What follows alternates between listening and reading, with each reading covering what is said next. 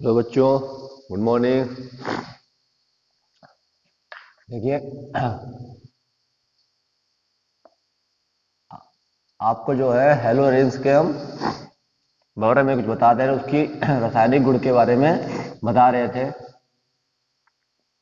Topic चल रहा था हमारा, हमने देखा था क्लोरोबेंजीन के अंदर जो रेजोनेंस हमने कराया था वो हमने देखा था, और हमने ये भी जाना था, स्ट्रक्चर बनाए थे इसके हमने 5, याद है ना।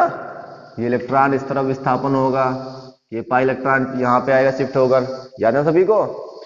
तो इसमें जो है मैंने ये क्या घटना बताई थी, मैंने बताया था कि इसमें जो स्ट्रक्चर बनते हैं 3, उन 3 स्ट्रक्चर में क्लोरीन पे डबल बॉन्ड होता है, ठीक है ना।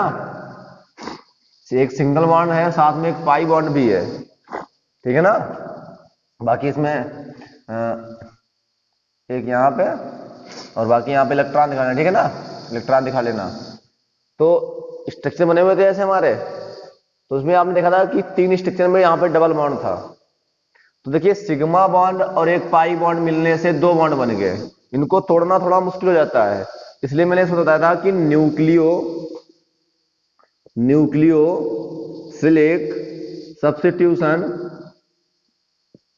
सब्स्टिट्यूशन रिएक्शन जो है वो बहुत ही मंद गति से होती हैं, ठीक है ना।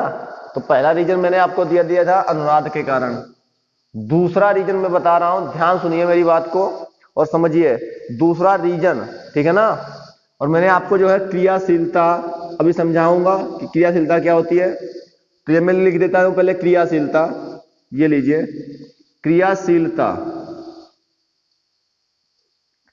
क्रियाशीलता में क्या आता है देखो, RX हेलो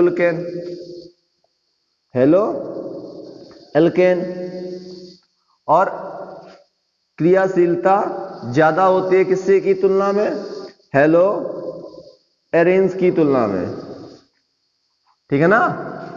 हेलो एरिन्स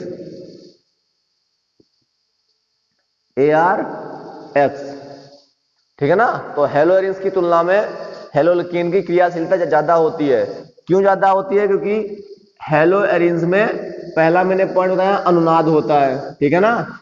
पहले क्या होता है? अनुनाद, रेजोनेंस होता है। पहला रीजन हो गया। अब इसी का मैं दूसरा रीजन बताऊंगा, ठीक है ना। चेक करते हैं इसको। क्रियाशीलता क्रम यह था, हेलो एल्केन की nucleophilic substitution reaction, nucleophilic substitution reaction में RX की क्रियाशीलता ज्यादा होती है। तो क्यों ज्यादा होती है वो मैंने आपको पहले पॉइंट बताया कि अनुनाद होता है, कि जिससे यहां डबल बॉन्ड बन जाता है, उसे तोड़ना थोड़ा मुश्किल हो जाता है या वो प्रबल हो जाता है डबल बॉन्ड बनने के कारण, ठीक है ना। आप चेक करिए, हेलोजन और कार्बन के बीच में केवल सिंगल बॉन्ड है, जबकि यहां पे हेलोजन और कार्बन के बीच में डबल बॉन्ड हो जाता है। आप समझ रहे हो मेरी बात को? इसलिए डबल बॉन्ड हो जाने के कारण वो थोड़ा प्रबल बन जाता है, जिससे वो उसे तोड़ना थोड़ा मंद पड़ जाता है, ठीक है ना। आपकी हमारी थोड़ी मंद पड़ जाती है। अब जो है, अब हम दूसरा कारण देखेंगे कि यहां पर हेलो एल्केन क्या ऐसा रीजन है कि क्रियाशीलता अधिक देता है। तो देखिए ध्यान से, मैं आपको समझाता हूं एक एग्जांपल लेकर। मान लीजिए हमारे पास में ये एक हेलो एल्केन है और हमारे पास में ये एक हेलो एरिन्स है, ये एक हेलो एरिन्स है। इस वाले पॉइंट की मैं बात कर रहा हूं, इसको थोड़ा अच्छे से मैं लिखता हूं। देख लीजिए, यहां पे CH है, फिर सिंगल बॉन्ड है, फिर यहां पे CH है, यहां पे CH है, फिर यहां पे CH है, यहां पे CH है, फिर यहां पे CH है। देखिए यहां तक CH हो गया पूरा। यहां पे डबल बॉन्ड, यहां पे डबल बॉन्ड, यहां पे डबल बॉन्ड, हो गया ना। अब इसके साथ में लगा हुआ है हेलोजन, ठीक है ना। इसके साथ में लगा हुआ है डबल बॉन्ड। अब यहां पर इस कार्बन के साथ में H को हटा दिया गया है, Cl जोड़ दिया गया, हमारा बन गया हेलो एरिन्स, अब इस वाले कार्बन की मैं बात कर रहा हूं, इस वाले कार्बन की देखिए, एक सिग्मा एक सिग्मा एक सिग्मा एक पाई। तो जो ये वाला कार्बन है इसमें 3 सिग्मा है, 3 सिग्मा बंध है, और 3 सिग्मा बंध पर कौन सा संकरण बनता है? sp2 संकरण। याद है ना, निकालना सिखाया गया क्लास फर्स्ट ईयर में। अब इसका स्ट्रक्चर बनाइए, 3 हाइड्रोजन है, एक Cl है, इस वाले कार्बन पर sp3 देखो, चेक करो, 1 2 3 4 सिग्मा बंधों की संख्या। तो यहां पे देखिए sp3 संकरण निकला हमारा, यहां पे sp2 है संकरण और यहां पर sp3 है। अब देखिए s बराबर s प्रतिशतता जो है हमारी, s प्रतिशतता, ठीक है ना, s प्रतिशतता जो है इसकी होती है 25%, इसकी होती है 33.33%। ये सब आपको क्लास फर्स्ट ईयर में बताया गया होगा बेटा, ठीक है ना। इसकी s प्रतिशतता है 25% और इसकी है s प्रतिशतता 33.33%।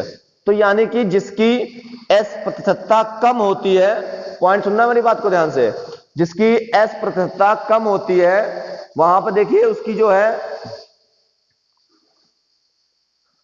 s प्रतिशतता कम होती है, तो यहां पे जो बंध लंबाई है ये थोड़ी अधिक होती है, बंध लंबाई अधिक होती है। s प्रतिशतता कम होने पर बंध लंबाई अधिक होगी, s प्रतिशतता कम होने पर बंध लंबाई कम होगी। मैंने क्या बोला? s प्रतिशतता कम होने पर बंध लंबाई अधिक होगी, s प्रतिशतता अधिक होने पर बंध लंबाई कम होगी। अब बंध लंबाई ज्यादा है, बॉन्ड सरलता से टूटेगा, बंध लंबाई कम है, बॉन्ड थोड़ा मंद गति से टूटेगा। जैसे कि मैं समझाता हूं, देखिए आपके पास एक धागा है, अब मान लीजिए इतना बड़ा धागा है, उसको आप ऐसे पकड़िए खींचिए वो टूट जाएगा। लेकिन अगर अब मैं आपको इतना बड़ा धागा दे दूं तो उसको तोड़ने के लिए कहूं, नहीं टूटेगा ना। इतना बड़ा है वो सरलता से टूट जाएगा, लेकिन इतना बड़ा है धागा वो नहीं टूटेगा। तो जितना बड़ा बंध होगा वो उतनी आसानी से टूटेगा, जितना छोटा बंध होगा वो उतना ही अधिक ऊर्जा एनर्जी की आवश्यकता पड़ेगी उसे तोड़ने के लिए, या कह सकते हैं बहुत ही मुश्किल से टूटेगा। तो यहां पे s प्रतिशतता कम है, बंध लंबाई ज्यादा है, ये कम है तो ये ज्यादा होगा, ठीक है ना। और यहां पे ये ज्यादा है तो ये कम होगा, बंध लंबाई कम होगी, जिसके कारण क्या होगा, इस बंध को तोड़ना थोड़ा कठिन है और इस बंध को तोड़ना थोड़ा सरल है, क्योंकि यहां पे बंध की लंबाई अधिक है। पॉइंट क्लियर है ना। तो चलिए क्या लिखते हैं इसमें, देखिए ध्यान से,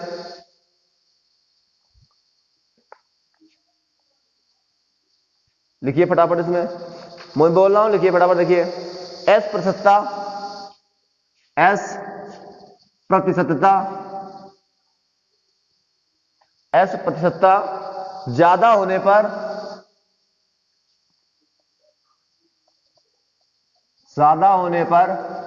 s प्रतिशतता ज्यादा होने पर बंध लंबाई कम होती है, बंध लंबाई कम होती है। पॉइंट समझ रहे हो? s प्रतिशतता ज्यादा होगी तो बंध लंबाई कम होती है, ठीक है ना मेरा पॉइंट।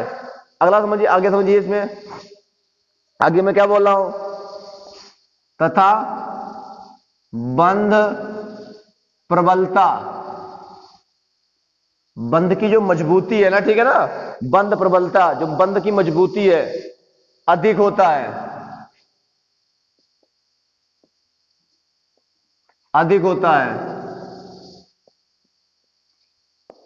मैंने अभी आपको समझाया था, धागा जितना छोटा होगा उसे तोड़ने में उतनी समस्या होगी, धागा जितना बड़ा होगा उतनी आसानी से टूटेगा, ठीक है ना। बंध प्रबलता अधिक होता है या अधिक होती है, जिससे क्रियाशीलता घटती है, जिससे क्रियाशीलता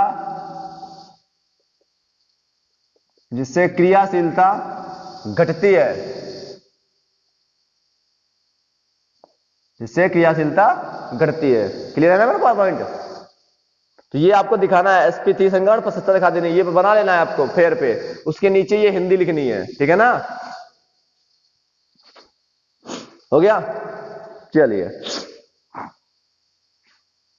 और देखिए, इसी में बताता हूं मैं एक चीज और, एक पॉइंट और आता है यहां पे, 3 रीजन में बता देता हूं। बंद ध्रुवणता, बंद ध्रुवणता वो भी देखिए, पोलरिटी, पोलरिटी मतलब प्लस माइनस, तो देखिए यहां पर R और X, यहां पे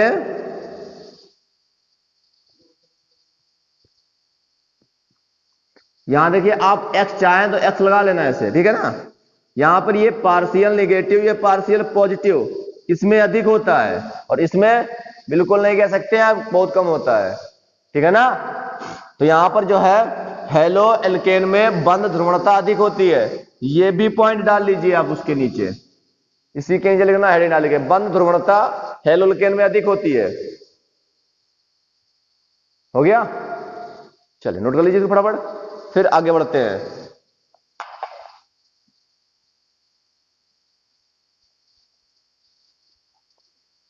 देखिए अगला, देखिए अगली हेडिंग है रासायनिक गुण। क्या है हमारे पास? रासायनिक गुण, रासायनिक गुण, केमिकल प्रॉपर्टीज, केमिकल प्रॉपर्टीज। तो देखिए नंबर 1 हमारे पास में है डाउ प्रक्रम, डाउ प्रोसेस, वेरी इंपॉर्टेंट, ठीक है ना? वेरी इंपॉर्टेंट है ये हमारा डाउ प्रोसेस, बहुत बहुत पूछा जाता है पेपर में, ठीक है ना? तो मैं आपको ध्यान समझाता हूं, देखिए इसको कैसे करते हैं, रिएक्शन को समझना ध्यान से। और फिर देखिए मैंने आपको बताया था कि जितनी भी रिएक्शन इसमें होंगी, न्यूक्लियोफिलिक सब्स्टिट्यूशन रिएक्शन, वो इतनी सरलता से तो होती नहीं है, तो इतनी सरलता से नहीं होती है, तो उनको करने के लिए या उनको करवाने के लिए सबसे पहले उच्च ताप चाहिए और उच्च दाब चाहिए। नोट कर ली दिमाग में, न्यूक्लियोफिलिक सब्स्टिट्यूशन रिएक्शन में जो है वह एरोमेटिक कंपाउंड के लिए, एरोमेटिक हेलोएरिन्स के लिए, एरोमेटिक या कह सकते हो हेलोएरिन्स के लिए उच्च ताप और उच्च दाब की आवश्यकता पड़ेगी बेटा, ठीक है ना? ये पॉइंट अपने दिमाग में बिठा लीजिए। तो देखिए किसके साथ क्या करवाते हैं, ध्यान समझिए। तो सबसे पहला हमने लिया क्लोरीन, हेलोएरिन्स में कौन सा लिया है? क्लोरोबेंजीन। उसकी अब क्रिया करवाते हैं सबसे पहले NaOH के साथ, ठीक है ना? NaOH के साथ टेम्परेचर रखते हैं 623 केल्विन, 300 एटीएम दाब, ठीक है ना? 300 एटीएम दाब।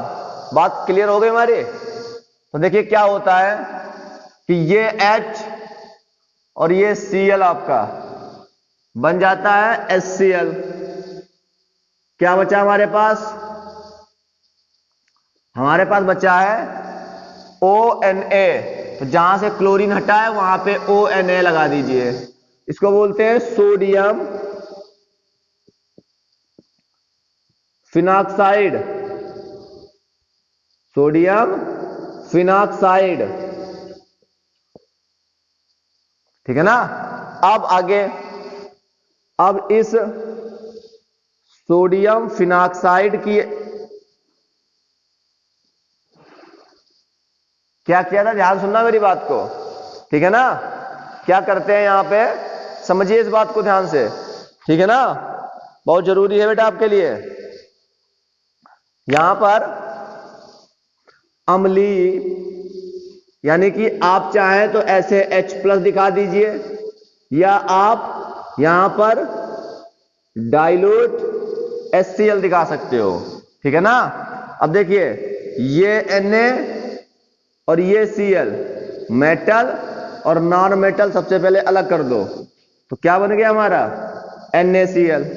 ये H बचा, ये यहां लग जाएगा जहां से Na हटा है हमारा, ठीक है ना। तो ये आकर H लग गया और NaCl अलग हो गया, तो क्या बना हमारा बना बेटा है फिनॉल। वेरी इंपॉर्टेंट, क्लोरोबेंजीन से फिनाल बनाने की एक विधि, एक कन्वर्जन कह सकते हो, बहुत ही इंपॉर्टेंट है। नोट कर लीजिए इसकी हिंदी क्या होगी। हिंदी देखिए, सुनिए ध्यान से, मेरी बात समझिए। 623 केल्विन ताप पर 300 एटीएम दाब पर, मैंने क्या बोला है, ध्यान समझना और लिखना इसको।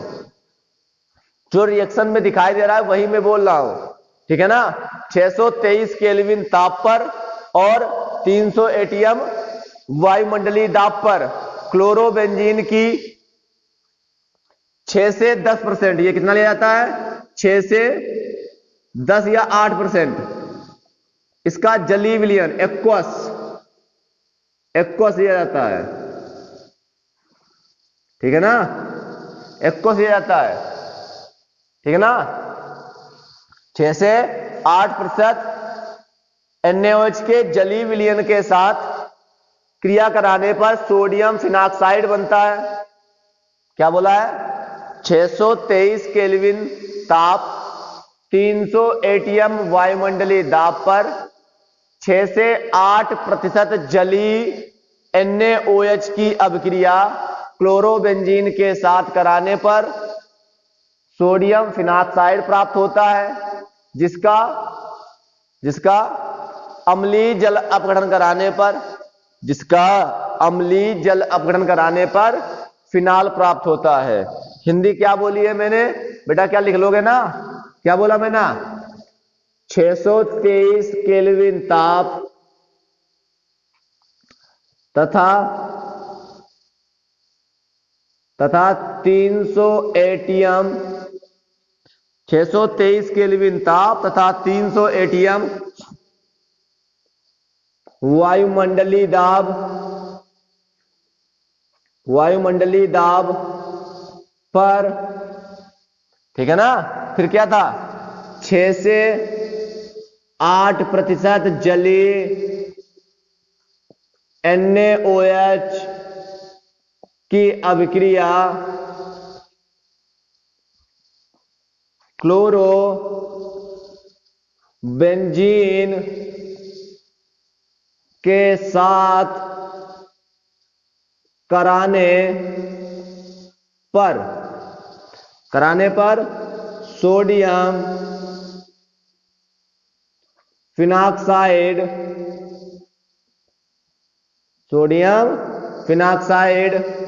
प्राप्त होता है,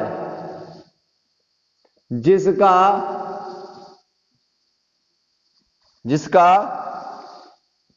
अम्लीय जल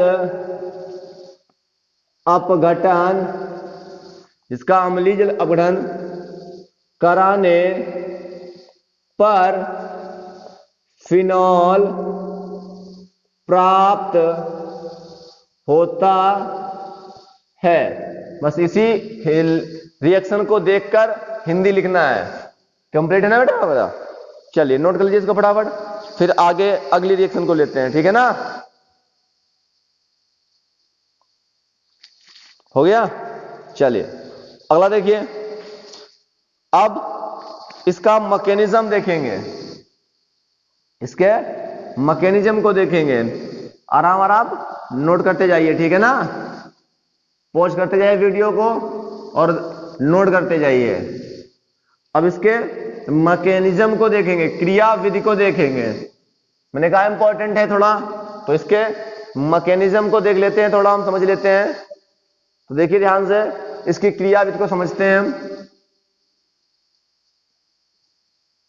क्रिया विधि को समझते हैं इसको, ठीक है ना। किसकी क्रिया विधि क्या है,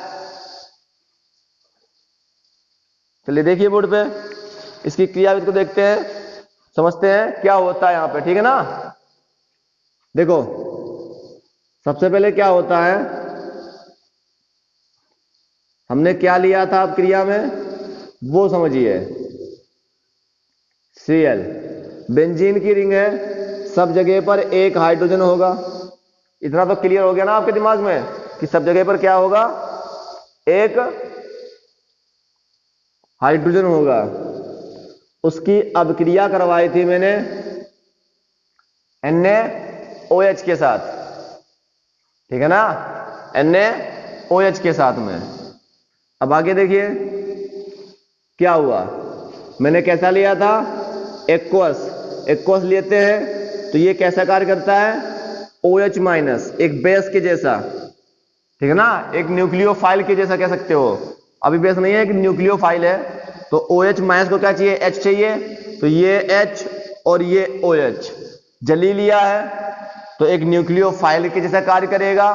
OH माइनस है, क्या चाहिए, H, तो क्या मिल गया इसको H, तो क्या बन गया H2O। OH को H मिल गया तो क्या बना लिया H2O। अब Na जो है वो खाली है। अब देखिए यहां से क्या होगा कि कार्बन अपने दोनों इलेक्ट्रॉनों को खींचेगा तभी वो जाने देगा किसको, H प्लस को, H प्लस और OH माइनस तभी बनेगा H2O। तो यहां पे H चाहिए, मतलब H प्लस चाहिए OH माइनस को H2O बनाने के लिए, क्लियर है ना पॉइंट। आगे देखिए अब हमारे पास क्या बचा वो देखिए, हमारे पास बचा है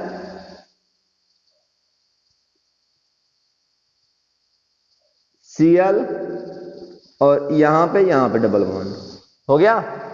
इतना क्लियर हो गया दिमाग में आपके। अगला पॉइंट देखिए, अगले पॉइंट में क्या हुआ, अब इस वाले कार्बन ने इस वाले कार्बन को इलेक्ट्रॉन दान कर दिए। अब दान कर दिए तो देखिए बेटा, जब भी इलेक्ट्रॉन दान करता है तो एक इलेक्ट्रॉन अपने पास रखता है, एक अपने दूसरे परमाणु को देता है, तो दोनों के बीच में क्या हो जाता है, एक बॉन्ड बन जाता है। डबल बॉन्ड था, एक बॉन्ड और बन गया, तो क्या बन गया हमारा, क्लोरो ट्रिपल बॉन्ड बन गया। ये क्लोरोबेंजीन था, यहां पर क्या आ गया, ट्रिपल बॉन्ड आ गया। सुनते रहना मेरी बात को। अब देखिए जैसे इसने इलेक्ट्रॉन दिया तो कितने बॉन्ड हो गए, 3 2 5, तो तुरंत क्या करेगा, क्लोरीन के साथ लगा हुआ बॉन्ड को तोड़ लेगा, क्लियर ना। जैसे क्लोरीन, जैसे ये इलेक्ट्रॉन यहां दान करेगा तुरंत ये क्लोरीन के साथ बॉन्ड तोड़ देगा। क्यों, क्योंकि यहां पर कितने बॉन्ड हो जाएंगे हमारे 5, तो हमें कितने रखने हैं 4। और यहां से देखिए इलेक्ट्रॉन ले रहा है और यहां पे ये खींच रहा है, तो ये दे रहा है ये ले रहा है, तो प्लस इस वाले कार्बन पे आ जाएगा। और जो माइनस था इसने इलेक्ट्रॉन दिया तो प्लस हो गया, प्लस माइनस न्यूट्रल हो गया, ये प्लस हो गया, ये माइनस न्यूट्रल हो गया, और ये इलेक्ट्रॉन यहां ट्रांसफर हो गए, पूरा हो गया। जो ये बना हुआ है इसको हम बोलते हैं बेटा यहां पे बेंजाइन। क्या बोलते हैं इसको, इसको हम बेंजाइन बोलते हैं, ठीक है ना, इसको हम बेंजाइन बोलते हैं, समझना ध्यान से। इसको हम क्या बोलते हैं, बेंजाइन बोलते हैं, बेंजाइन, ठीक है ना, इसको हम बेंजाइन बोलते हैं, क्लियर। अगर आप चाहें तो इसमें एक लाइन और बढ़ा सकते हैं, यानी कि एक स्ट्रक्चर और बढ़ा सकते हैं इसमें, अगर आप चाहें तो एक स्ट्रक्चर और बढ़ा सकते हैं, ठीक है ना। देखो यहां पे एक स्ट्रक्चर में और बढ़ा देता हूं, कैसे वो देख लो, अलग अलग कर देता हूं जिससे कि आपको कुछ बातें अधिक समझ में आए। यही था स्ट्रक्चर, यहां लोन पेयर था, क्लोरीन था, क्लोरीन के पास लोन पेयर होते हैं, तो ये क्लोरीन इलेक्ट्रॉन खींच लेगा इस बॉन्ड के साथ में, तो क्या करेगा ये हो जाएगा हमारा lone pair double bond plus, इस वाले कार्बन इलेक्ट्रॉन दिए हैं प्लस हो गया, क्लोरीन लेके कहीं चला गया, Cl माइनस के रूप में कहीं निकल गया, ठीक है ना। आप चाहे यहां दिखाओ या ना दिखाओ, बस याद रखना ये निकल गया। अब ये इलेक्ट्रॉन यहां दान कर देगा, कह सकते हो, क्योंकि यहां पे जो कार्बन पे प्लस है वो थोड़ा, ये बेंजीन की जो रिंग बन रही है कार्बन पे प्लस या बेंजीन की रिंग में प्लस बहुत ज्यादा अस्थायी है, इसलिए अनस्टेबल होने के कारण ये इलेक्ट्रॉन यहां दान कर देता है, इलेक्ट्रॉन दान करने से क्या बन जाता है हमारा, देखिए पॉइंट समझिए, इलेक्ट्रॉन इसको दे रहा है तो ये प्लस होगा और ये माइनस होगा, plus minus neutral, plus minus neutral, और यहां पे बन गया हमारा ट्रिपल बॉन्ड। इसको बोलते हैं बेटा बेंजाइन, बेंजाइन बोलते हैं।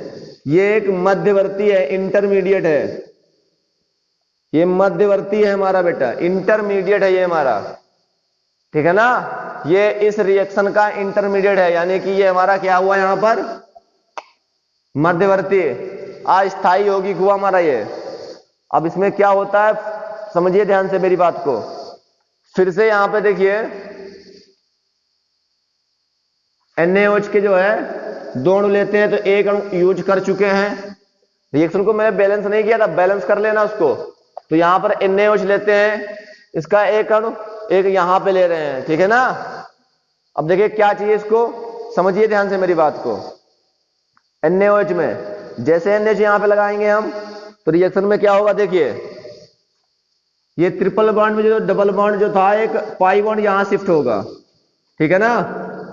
जैसे यहां शिफ्ट होगा, समझिए मेरी बात को, क्या हुआ जैसे ये शिफ्ट हुआ यहां तो ये प्लस हो गया और दोनों इलेक्ट्रॉन यहां आ गए, और ये देखिए OH माइनस होता है Na प्लस, OH माइनस है तो प्लस यहां पे लगा हुआ है, ये अपने इलेक्ट्रॉनों को यहां दान करेगा, ठीक है ना, क्लियर है मेरा पॉइंट। यहां शिफ्ट करेगा, जैसे शिफ्ट करेगा तो यहां पे बॉन्ड बन जाएगा OH, यहां पे ट्रिपल था डबल बॉन्ड बचेगा, ठीक है ना, और Na जो है हमारा ऐसे ही घूमता रहेगा, यहां पे माइनस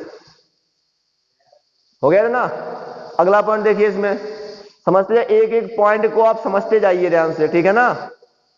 अब क्या हुआ, अब देखिए यहां से ऐसे था ये OH, तो ये देखिए क्या करेगा, ये वाला इलेक्ट्रॉन इसको अपनी ओर अट्रैक्ट करेगा, इसको अपने दान करेगा, तो ऑक्सीजन कहेगा बेटा तुम जाओ, अपने इलेक्ट्रॉनों को ये खींच लेगा, अपना तो खींचेगा साथ में H का भी ले लेगा, ये प्लस ये माइनस, तो जैसे ये इलेक्ट्रॉन इसको देगा तो ये H यहां ट्रांसफर हो जाएगा, जैसे H यहां पर आएगा, अब क्या हुआ हमारा वो देख लीजिए, double bond double bond double bond, यहां बचा O माइनस और यहां पे आके H लग गया ना। अब हमारे पास में क्या था याद करिए, अब देखिए हमारे पास में ये देखिए Na प्लस घूम रहा है हमारा Na प्लस, यहां पर भी एक Na घूम रहा होगा, तो वो तुरंत आकर इसके साथ में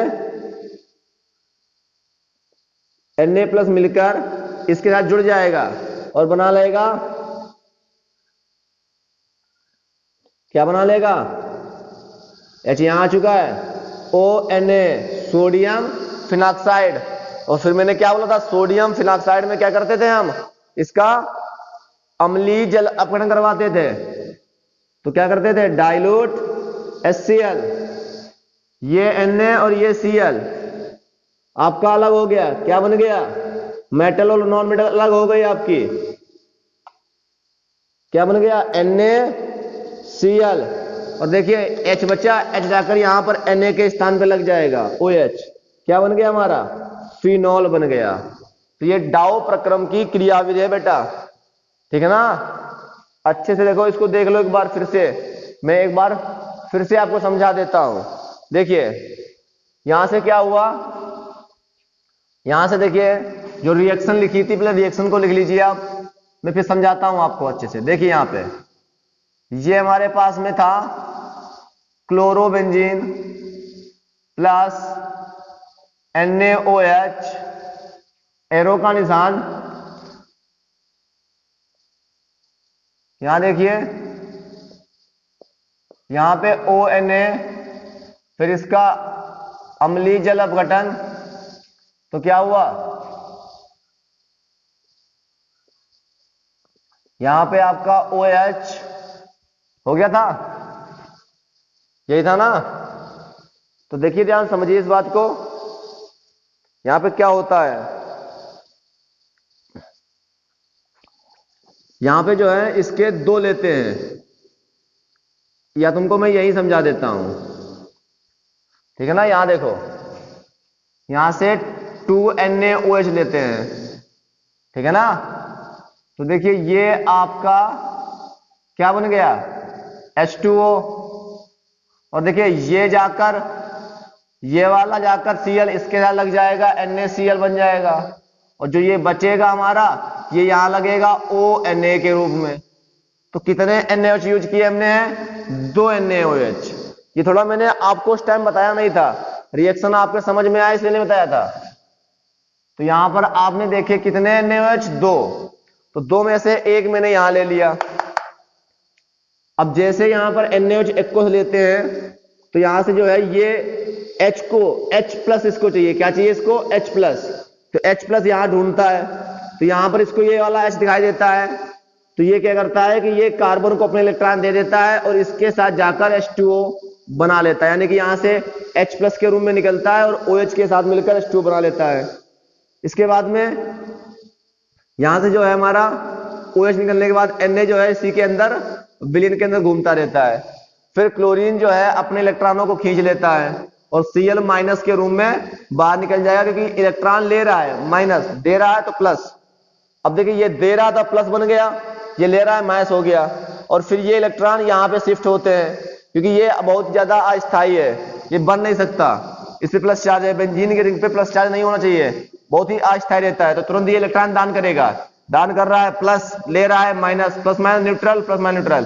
तो इस स्थिति में बनता है बेंजाइन, एक मध्यवर्ती इंटरमीडिएट बनता है, जिसकी अब क्रिया NaOH के दूसरे अणु के साथ करवाई जाती है।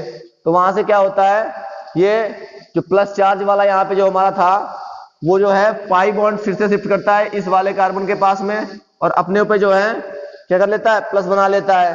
तो यहाँ से जो NaOH था हमारा OH माइनस, वो यहाँ पे आके जुड़ जाता है। फिर यहाँ से क्या होता है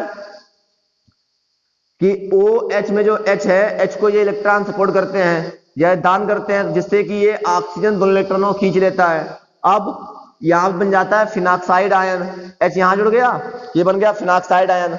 अब उस विलियन के अंदर Na प्लस घूम रहे हैं, उसके अंदर Na प्लस घूम रहे हैं, तो Na प्लस जो है इसके जुड़ जाएगा तो बना लेगा ONA, sodium phenoxide. Sodium phenoxide का डाइल्यूट HCl से अब करवा देंगे, तो जिससे हमारा बन जाएगा फिनाल। ठीक है ना, अगर समझ में नहीं आया थोड़ा बता देना कमेंट में मुझे। धन्यवाद।